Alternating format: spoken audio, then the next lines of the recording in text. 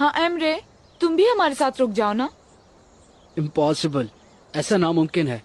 मेरी जॉब होती है यार। एक ही हफ्ते की तो बात है। एक हफ्ते की? एक हफ्ते में मुझे सिर्फ एक ही छुट्टी मिलती है, जानती तो हो तुम। और असल मसला तो ये है कि मैं अपने साथ कोई कपड़े भी नहीं लाया। यार एमरे, हम सब भी तो रुक रहे हैं ना, इसलिए तुम्हें भी छुट्टी ले लेनी चाहिए। देखो ना, फिजा का भी तो दिल चाह रहा है। ठीक है।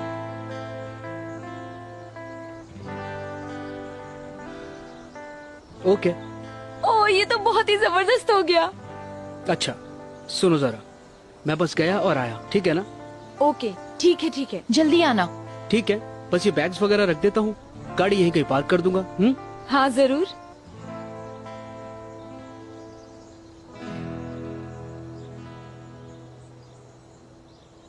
हाय, कितना क्यूट है ये बेचारा।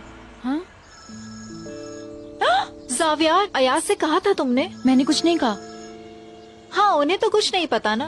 चलो चलो, जल्दी चल के उन्हें ढूंढते हैं। सामान उठाओ जल्दी से। चलो भाई।